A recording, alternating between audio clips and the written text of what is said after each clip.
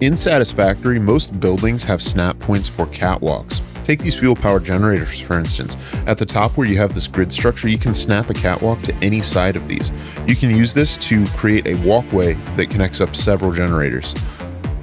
If you connect on the side like this, the catwalks line up nicely with each generator. If you want to connect in the middle though, you might need to do some clipping, but fortunately the double-walled catwalks clip into each other pretty nice. You don't see a whole lot of Z-fighting within the floor, and you don't really notice where the railings overlap. In Satisfactory, if you need to run a conveyor belt a long ways vertically, you can use floor holes to make this look really nice and neat. All you need to do is make sure you can place a foundation with a floor hole in the precise location vertically that you want to run the belt. So for example, here we're going to take a belt out of this miner and connect it to that platform up there. You can see we placed a floor hole in the very center of this foundation target right along the wall. So that's where we need to place our conveyor lift to meet that floor hole. So we'll go ahead and line it up precisely with the edge of the foundation, just like so. And then what we can do is we can climb up, and as soon as we're in range, our belt will snap to that floor hole. And it doesn't matter how far away it is, it can be 100 foundations high, and that's fine. We can also rotate it around to run on any side that we want. And just like that, we have our conveyor lift in place. It then can connect up the belt, and we'll be able to see the contents moving vertically upward the entire distance. Did you know the Boombox in Satisfactory is a weapon? It deals 1 damage when you trigger the turbo base. Now, this isn't very useful, as the only thing this does a meaningful amount of damage to is the hatcher larva, which will respawn before you have a chance to switch to another weapon to deal with the hatcher itself, or even to fire another trigger turbo base. Now this isn't very useful, but it can be used to spook the weird space giraffe tick things. Now it also has a little bit of a knockback effect, which can be a little bit more useful if you happen to be fighting something near a cliff and they happen to position themselves correctly. But overall, it's mostly just a cool little fact about the game. Also, the music in the Boombox is great. In Satisfactory, in the latest version of the game, 1.1, there's a cool technique you can use while you're out exploring. If you press P to go into photo mode, and then press R, you can decouple your camera from your player. This is usually used for taking screenshots in the third person, but it can also be useful for taking a look around for enemies or valuable resources. This is especially useful for things like scouting ahead through a cave. Now, if you do go into a cave and it's too dark, you can press tab to pull up the settings, go to the image settings, and increase the exposure to lighten the place up a bit. You can also set up the effect filter for outlines, which will do a really good job of highlighting if there are any dangerous enemies nearby. One of the most overlooked features in Satisfactory 1.1 is that when you use the item picker, it retains the item's properties that you pick up. This is useful for copying machines with their recipes preloaded and stuff, but the best use for this is in creating gradiated walls. Like you can see here on this power plant, we go from blue to white to blue again.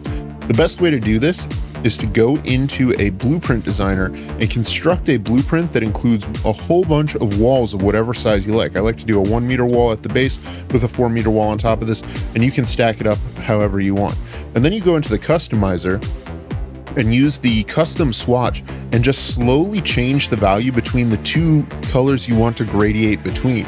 So for example, if you want to go from red to yellow, you can set both the saturation and the lightness to 1, and then start the hue value at 0 and increase it by 1 or 2 per wall segment. The smaller the jump, the smoother the color gradient will be.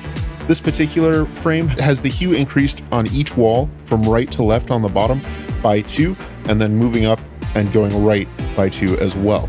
Once you have this blueprint done, you can copy it anywhere in the world and those walls will retain their coloration, which means that you can use these as a palette when you want to construct a wall with a gradient color scheme in the world.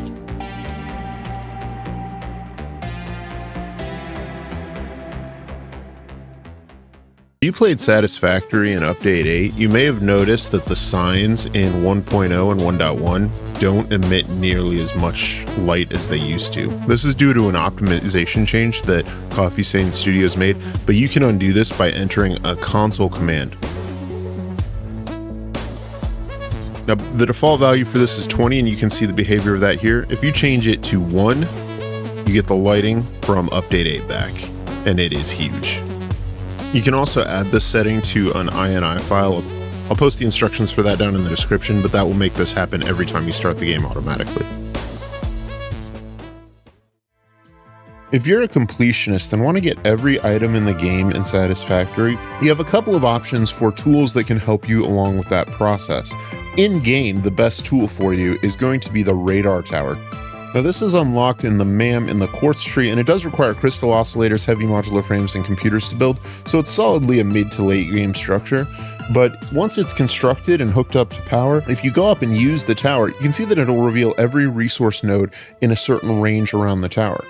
What it'll also do is give you a count for how many slugs, summer sloops, Mercer spheres, and hard drives are within that range. So you'll be able to use this to ensure that you've gathered up all the hard drives. And you can blanket the map with these to make sure you get everything done. Now, something that might be a little bit easier and more accessible is the Satisfactory interactive map. This is at satisfactorycalculator.com, and you can use the filters on here to show where everything on the map is, as well as get information about, for example, what you need to open the different hard drive drop pods. In Satisfactory, if you go out exploring and find a lizard doggo, you can drop a pale berry on the ground in front of you and the lizard doggo will come up and eat it. At this point, this is your pet, and this doggo will follow you wherever you go. You can build an enclosure for them by putting down a foundation and setting 2-meter walls around it. If it's only 1-meter walls, they can climb over it to escape. A 2-meter should hold them in alright. And lizard doggos, if you interact with them, will periodically bring you different items.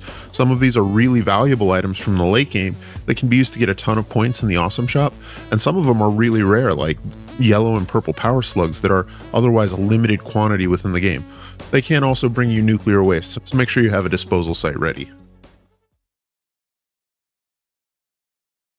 In Satisfactory, if you want to apply a new customization, new paint or material to something that's already in place, you might realize that you're accidentally painting all of your foundations and machines when you don't want to.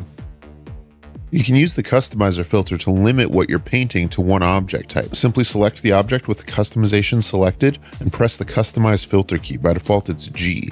And then as you paint, the customization will only apply to objects of that type, meaning you can safely scroll over foundations and machines without accidentally painting them. Now, I've found this most helpful when recoloring pipes or belts that are already in place in the middle of a large logistics nest, but it is also useful when you're painting walls, although the different wall types won't be picked up by the filter, so ramp walls or 4-meter walls won't be repainted if you have the 1-meter wall selected.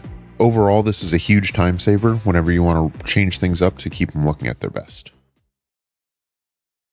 In Satisfactory, in the latest version of the game, version 1.1, there's this cool new feature where you can use the dismantle tool to break down crashed drop pods. Now, the drop pods already contain a hard drive to unlock alternate recipes, making them valuable and worthwhile to seek out just for that. But the drop pod debris, when you dismantle it, will give you some additional resources that can be really valuable in the early game, like rotors or reinforced iron plates. They can also include some later game resources like computers or heavy modular frames, which you can either stockpile or sink for some quick early points in the awesome shop. In addition to all the other loot that's generally found laying around these drop pod sites, this makes this an even better idea to go hunting these early, especially since early in the game there's only a few recipes available and they're some of the most valuable ones in the game. In Satisfactory, you can actually ride the sky mantis.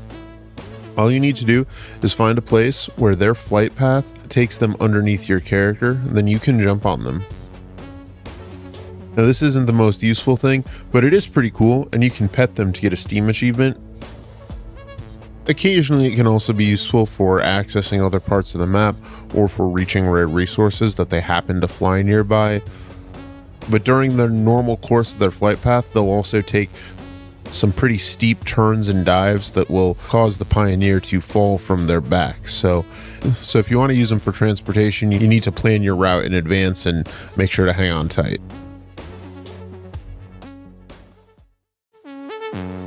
In Satisfactory, you can go into the customizer in your build menu and change which factory swatch you use for default buildings. By default, you'll use the Ficsit factory swatch located up at the top, and you do have the option of changing these colors if you want, but you can also use one of the other custom swatches as a default. So for example, if we use this blue and white one, which is defaulted to swatch 18, we can right click on that and set that as the active swatch for our standard productions. That'll make it apply to buildings.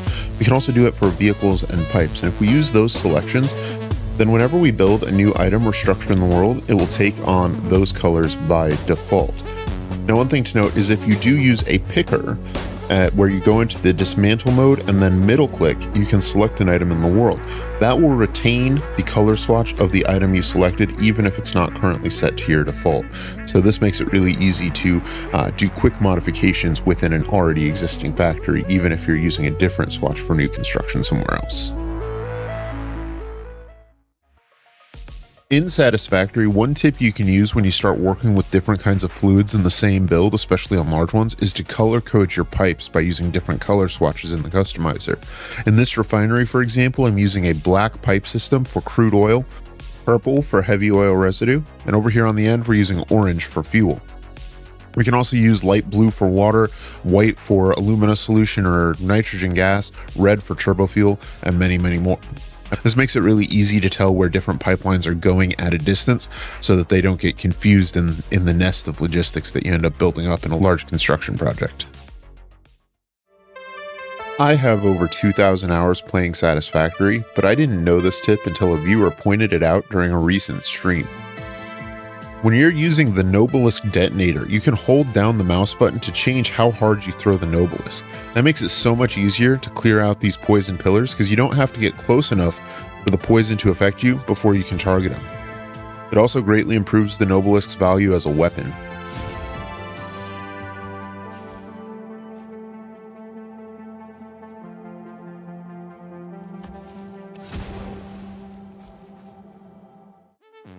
Are you used to building factories in Satisfactory that look like this? Very efficient, perfectly flat concrete walls, and you want to give them a little bit of depth and texture?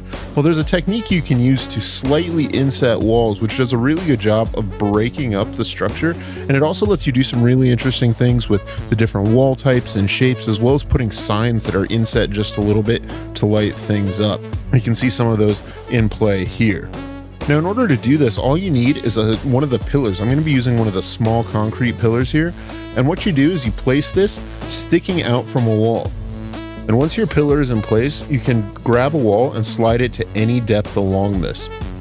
This is really useful for creating these really narrow depth walls, but you can also do this as far out as you want and then use full or half foundations to sort of fill in the gap. That's what we do here. This wall is set back in by about 1/3 of a foundation.